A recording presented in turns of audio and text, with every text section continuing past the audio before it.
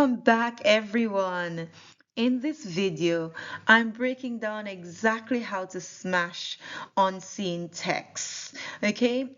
Especially unseen poetry using the slider method. So when we think about slider, we are thinking about structure, language, imagery, and opinion. So right now, as I am reading, I'd like you to go ahead and just look at slider, knowing what I've said it means, this mnemonic device that we'll be using. I'd like you to go ahead and just jot down what you already understand about this. And if you have a poem in front of you, just go through it and highlight any evidence of slider throughout. If you are with your friends, go ahead and do so as well. Just do it in pairs. So if unseen poems and unseen texts usually throw you off, stay right here because by the end of this video, you'll know how to turn any poem into easy marks. And today's lesson is just, it's full of exam keywords and quick analysis tricks and simple text that you can use instantly. So this isn't made up or copied from someone. These are clear strategies that I've used that to help you think like a top grade examiner. I have over 2 decades of teaching IB English, A level, and also teaching in the American curriculum. So I'm going to encourage you is that if you want to level up your confidence and boost your grades and finally understand how to tackle unseen poetry like a pro, this video is for you, so you don't want to miss it. So, when you think about slighter, what have you highlighted? For those who are with me for this lesson, because they wanted to brush up their skills. Go ahead on the whiteboard that I've given you. Can you go ahead and just show me what you have written so far? Okay, yes. So structure. Yes, thank you. Structure. Yes, you look at the form, you look at the layout. Yes. Can I see what the other group? Yes, thank you. So structure, yes, rhythm. Somebody has line breaks and form. Very good. And so when you look at the structure, the definition of structure is how the poem is built. How's it written? Does it include the line length, the line breaks, the rhyme, the rhythm, the form of the poem? Okay, so thank you. Let's move on to language. So lexical choice. Yes, I love that. I love that. I'm seeing some of my language coming out. The lexical choice refers to a deliberate selection of words to shape tone, to shape atmosphere, and to shape the reader's response. Very good. Thank you so much. Let's move on now to what fits here. So when we think about the language, we're talking about the poetry, the poet's choice of words and literally literary devices, such as metaphors and similes and alliteration and tone, any language in its form, language pertain to a certain profession. I want you to think about that. Meaning, right? Cold hands in a text could suggest both a literal temperature and also emotional detachment. Thank you. Can I just ask everybody just to hold up their whiteboards and just show me what you had for imagery? Because sometimes students get these confused. Yes, thank you. So descriptive language, yes, that appeals to the senses. I can see such as sight, sound, taste, very good. So imagery, dust-covered machines in the next poem that we're looking creates visual sense of abandonment, right? Very good. And so when we think about theme, we're thinking about the central message. Yes. Thank you. I'm seeing them. Thank you. Central message or central idea, underlying meaning of the poem. So themes in poems can include loss, love, time, identity. Very good. And then your opinion is just your effect on the reader evaluation. So your personal interpretation and response, explaining how the poem affects or engage the reader, and then you link it back to the question. So the imagery of abandonment and the factory makes the reader feel melancholy and reflects on social change. And so we can think about this is realistic because this is a realistic poem because, or it did not lend itself to realism because. So you decide what your opinion is, what you think. So I appreciate that. Thank you so much. We're going to move on.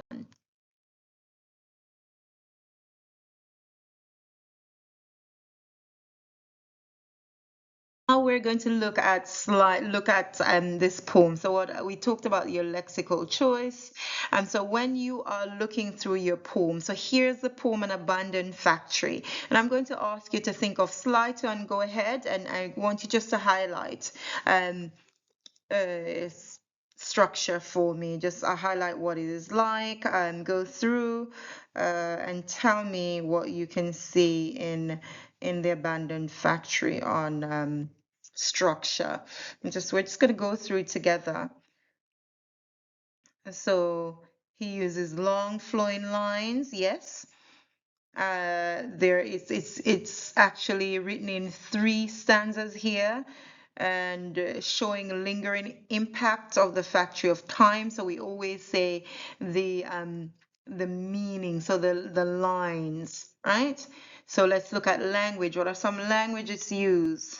Ropes on the back of my hands. Yes, look at the language through. Show emotional decay. Very good. Abandoned factory uses an extended metaphor. Okay. An extended metaphor develops a central comparison over several lines, the whole of the poem. Very good. So, for example, the poet compares life to the factory, referring to machinery, work, and abandonment throughout the poem. That's an extended metaphor. All right. Thank you. I appreciate that. So let's look at the imagery, and we're going to use our senses here, right? So any sensory language. So it has a visual imagery of empty rooms, broken machines, dust creating desolation. And so the theme that runs throughout this poem would be abandonment and bitterness, and it reflects it's a loss of industrial decline and human cost of economic change, right? And so if you are going to be giving your opinion on it, remember you're using slighted. Both, this poem it evokes sadness and reflection, right? He focuses on community and social memory in this poem. So this is one of the poem that in this poem, as you're looking at it, if I can just go through a few summary statements, he reflects on the desolation and human cost of industrial decline. As you look at the line, he describes the factory as being deserted. Look at the lines for me, emphasizing decay of both the building and the community it once supported. So think about if it's abandoned, what the term abandonment mean, what it means for the community, what it means for the lives of those that live there, and then through the vividly imagery of empty spaces that you're looking at and broken machinery and silence, Levin conveys a sense of loss and abandonment and the passage of time. Okay, so it also touches on the workers' lives, hinting the struggles, dignity, and memories left behind, making the factory more than just a building. Now it becomes a symbol of vanished labor and changing social landscape. And so overall, this poem captures a melancholic reflection on industrial decline, and it's highlighting the emotional and social impact of progress and neglect. So an easy way, we're going to look at the end product. So what would an end product look like if I ask you to describe the exterior of the factory, based on, and so this is quite literal, based on it. So I'm going to just give you a couple of, just to jot down. And so this group, just go ahead and jot down the points, okay? You give me an evidence from the text, and then if you could go ahead and just write this group, just go ahead and write an example for me of what you would say in a sentence, a couple of sentences using a quote. Okay, gonna give you about 40 seconds.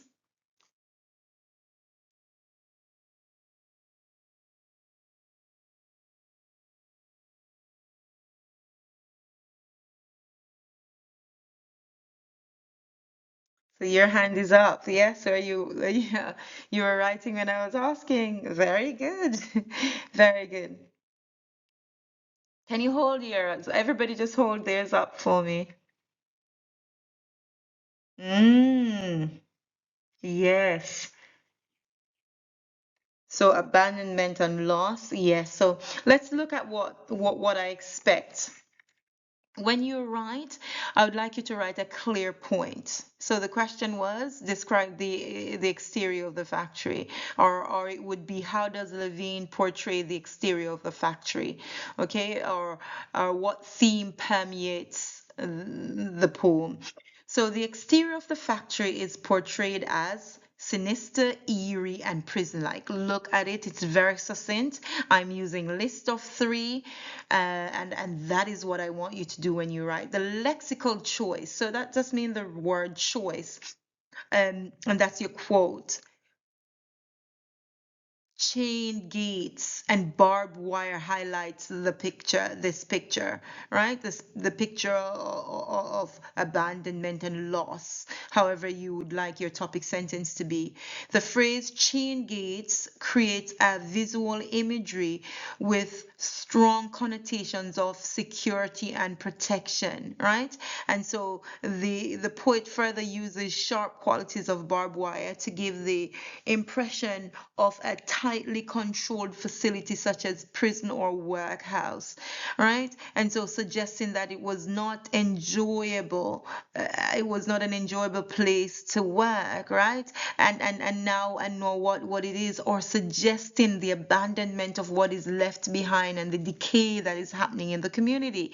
And so this is either ineffective or effective, because I would say effective because for me it allows me as the reader to feel it, to feel the total lack of freedom the workers have, or the total lack, the total lost and abandonment that they are experiencing. So it suggests it's a symbol of vanished labor, right? And the melancholic reflection on the industrial decline in the community. And so I would go ahead to further say this is realistic. So, and link it back, because we're doing a point evidence explanation, linking it back to the topic. So this goes back to highlight the decline, highlighting the emotional and social impact of neglect and lack of progress.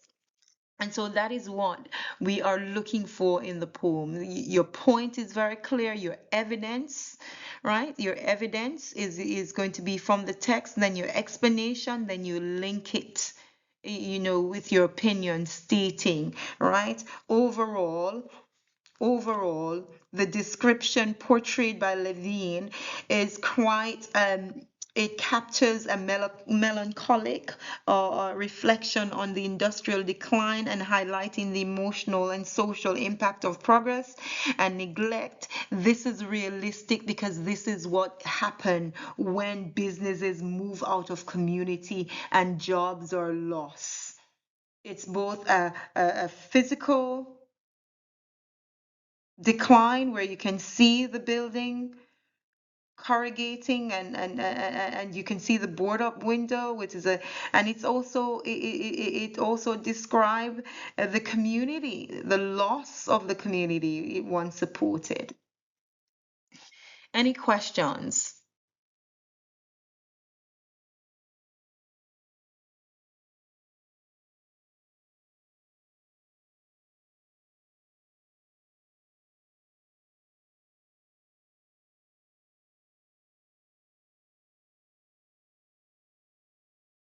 Let's go back. Let's go back and check if we understand what we said these were.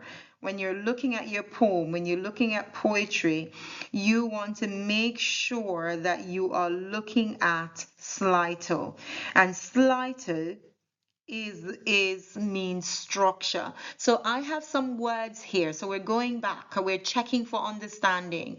We're going back through this poem, and I'd like you to go ahead and check to see if you understand what slighter means, okay? As we're going through. So I have some words in this blue box. I want you to fit the ones, so just on a piece of paper, just fit them, and on your whiteboard, go ahead and fit them in the areas on the white where they would fall. So add each of these in the blue under the headings in the white. So which of them will fit on the structure, which of them will fit on the language, imagery, theme. Test yourself, test your understanding, and then we'll go one more time through it because I'd like you to understand what you are doing. So check, how much do you understand so far? Definitely. So S for structure, right? And structure is how the poem is built, including the stanza length, the line break, the rhyme, the rhythm, the form, right? So we know that poem is written in three stanza. We also look, are there any enjambment? Is there any running lines overflowing through the next one? A sudden short stanza can create tension. An enjambment can make a thought flow across the lines, and the writer uses it to create tension, right? So the effect of it. So when we talk about the structure, let's move on to language. Look at the words I have under language. And language is the poet's choice of words and literary devices, whether you want to say figurative devices such as metaphors or similes. And you also put your effect words in it, like your tone and your mood. And I shared with you that cold hands can suggest both a literal meaning, and it can also share a figurative meaning, which is emotional detachment. Now here we have our imagery, which is created by, yes, your metaphors, your language, but mostly I'd like to always ask you to target your descriptive language that appeals to the senses. So anyone that appeals to sight and sound and touch and taste, and then go back like dust-covered machines that we just read, it creates a visual sense of abandonment, right?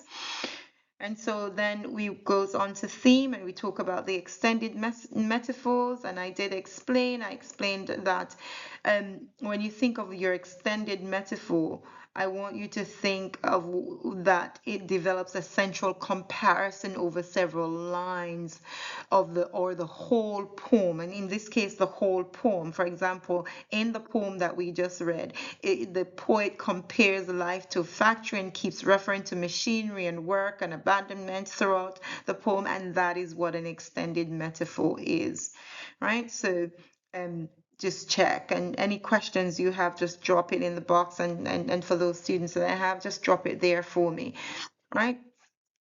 And so, right, we're going to pause in a bit, and we're just going to go ahead and we're going to write one together. So if you are at home, what we're doing here, the students, they actually have different areas of this, and what they're doing is they're going on a carousel. So some have structure, and we have the poem, the next poem, and they're just going to go ahead in a gallery walk, and they're just going to identify, and I will just ring the bell, and they will move from structure. So they have a poem and they have structure, and what they will do is they will just read it and highlight structure and just mark them through, and then move. Then I ring, and they go and do the same for language, and they all are doing that, right? They're just moving around the room so that they can have a clear understanding, right?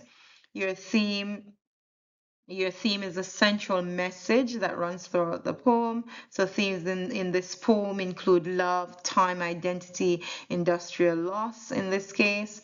And then your opinion is your personal interpretation. And that's where you get to your linking, where you link it to the message, where you say if it's realistic, will this happen in real life? And then you share into it to make sure that you are making these links across life, right? They are the life application. So the link is life applicable, right? And so I'm just going to pause here because what we are going to be doing, we're running a gallery walk so that you can better understand. And what I want you to do is you have a poem in front of you. Open your anthology, or if you have an unseen text, I want you to open that and see if you too can go ahead and identify structure, language, imagery, theme, and just drop in the comments if you need support, if you have any questions. Right? So we're going to pause here for a bit and we will come back.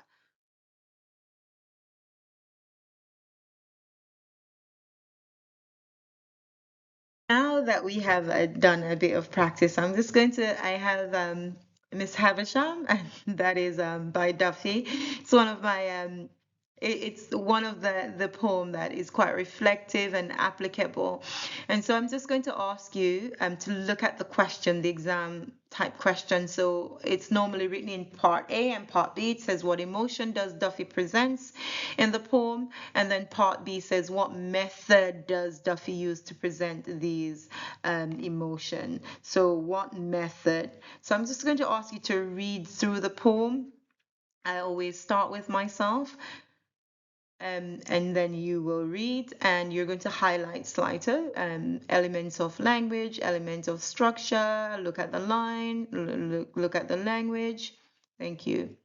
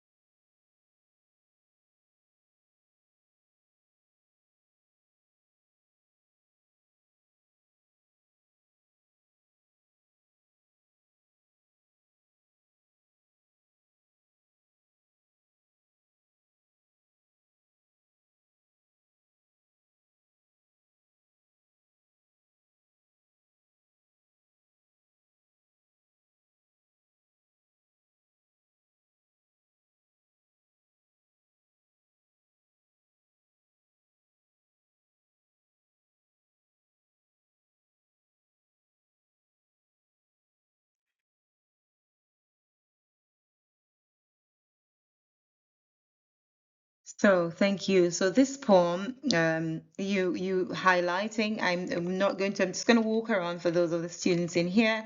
For those of the student online, just go ahead and type in the comment section elements of slighter for me so that I can see that you are working. I've walked around with my students just to check what they're doing. So Carolyn Duffy presents intense emotion of anger, bitterness, heartbreak, and madness throughout a powerful language choices, violent imagery, and fragmented structure. She explores how being abandoned on her wedding day has twisted Havisham's identity, turning love into hatred and memory of pain. And so I'm just going to ask that. Remember, we always look at the evidence. So Duffy presents Havisham's emotion as violent, chaotic, and deeply damaged. Notice my list of three is always there, right? Because I want to get the best marks. For example, the speaker's outburst, beloved sweetheart bastard. It immediately mixes love and hatred, revealing her emotional instability. And so the oxymoron shows how Havisham's feelings are torn between desire and fury, suggesting she cannot separate her past love from the betrayal she has experienced. And so Duffy uses a use of harsh and explosive sounds, right? The plosive words there creates an aggressive tone reflecting how bitterness has taken over her life. And these techniques also highlight how emotional pain distorts her identity, making her both victim and villain in her own story. And so this is realistic. This poem is realistic. And I believe that Duffy has captured the imagery well, because people, when they're in pain, their behavior is not normally their behavior when they are well. When they are in deep pain, their behavior is altered, their personality is altered, and pain can cause change of character, change of behavior.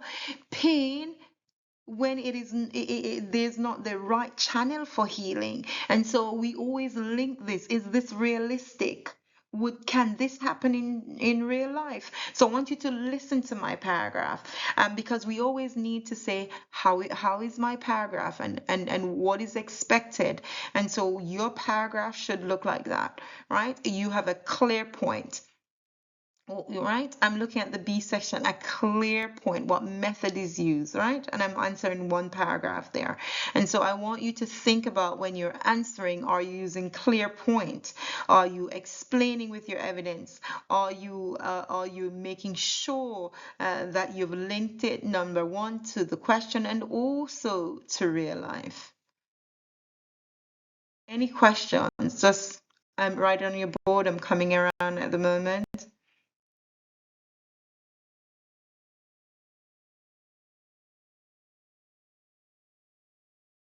So I want you to look clearly at these, all right? Look at it. Look at part B. Look how it's highlighted. Beloved, not a day when I haven't wished him dead. Okay, prayed for it so hard. Of dark pebbles for eyes, and you know what feeling is presented here. And that's part A of the question, part A and B. What does the metaphor tells us about feelings in the poem, right? So please look at it. Look at the language. Look at the juxtaposition right here, right? These two words next to each other is what? Unexpected, because of their opposite meaning, right? So it's the oxymoron, right? So I want you to look at it clearly. I want you to just read through. See, you always read. What emotion does Duffy presents in this poem? Emotion of what emotion? So look at it. And then what method did she use?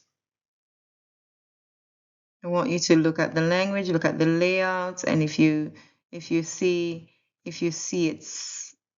how she's using and the techniques, who did this to me?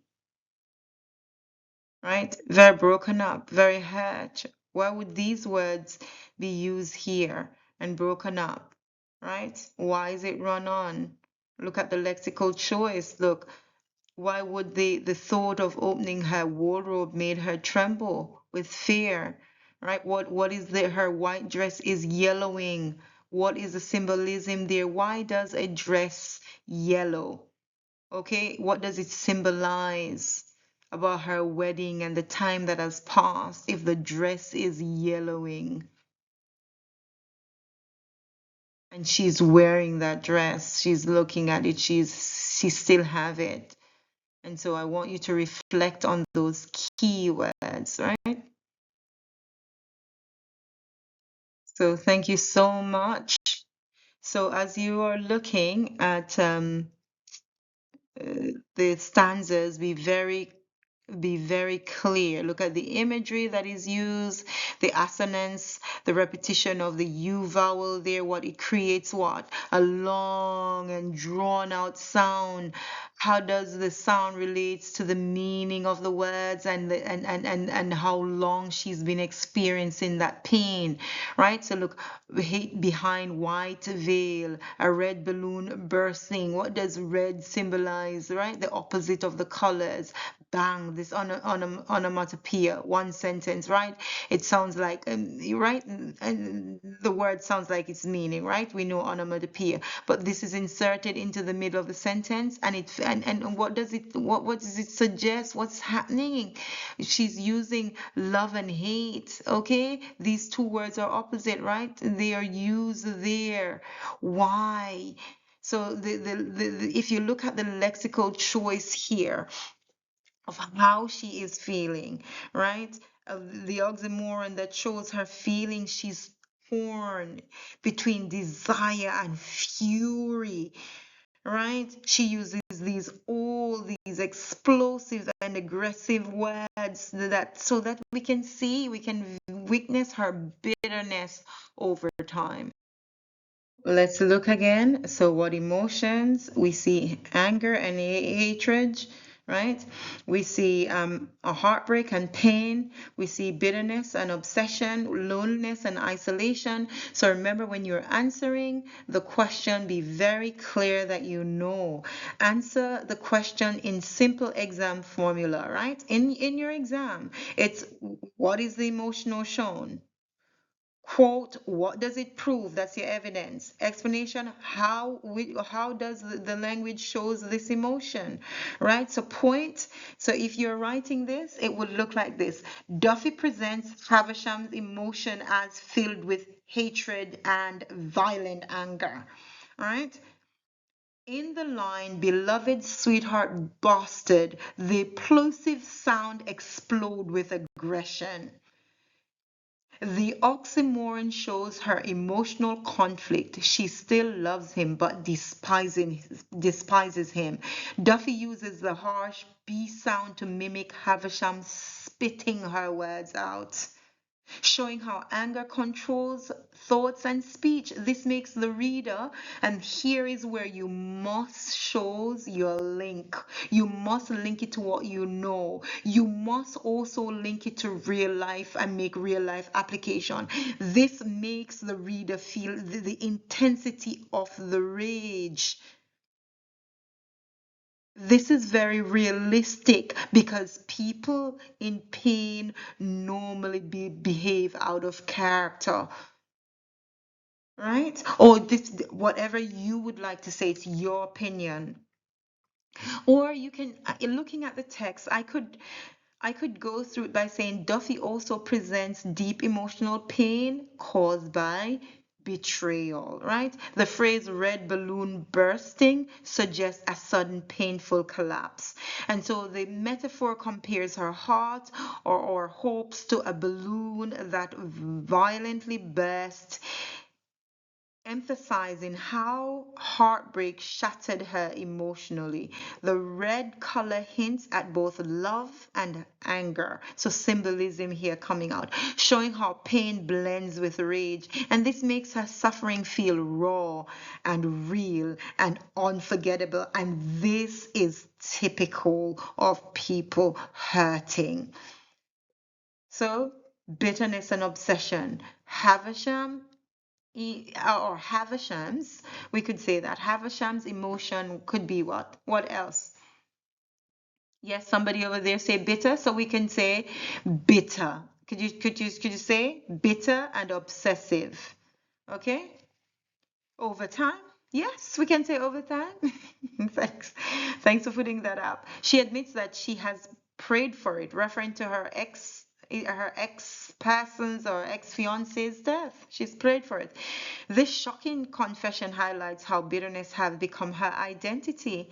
And Duffy uses religious language to say how twisted her feelings have become, turning prayer into a wish of revenge. And it reveals her mind is consumed by hatred, unable to move on. And so, what do we say at this moment? What do we say? We then have to go back now and say to ourselves, is this realistic? Right? Is this realistic? Yes, it is. Some people becomes very bitter when loss is not dealt with in a healthy way. So she's emotionally isolated. And so words that you would put, I wished him dead. Okay? And words like she's also emotional as unstable and bordering on madness. She commands Spencer to stand alone as a one-word sentence, and that abrupt, isolated word reflects just how she sees herself as someone defined by loss and humiliation. And so I'm going to ask you that as you go through this, I want you to take your time and remember, highlight the keywords. So let's go through this. When you look at this poem or any unseen text that you haven't seen, go ahead and quickly use Slido. So let's pause. What are we talking about? How to look at unseen texts, particularly poetry, dissecting Havisham's poem, right? And we looked at Slido. And what is Slido again? Jot that down for me.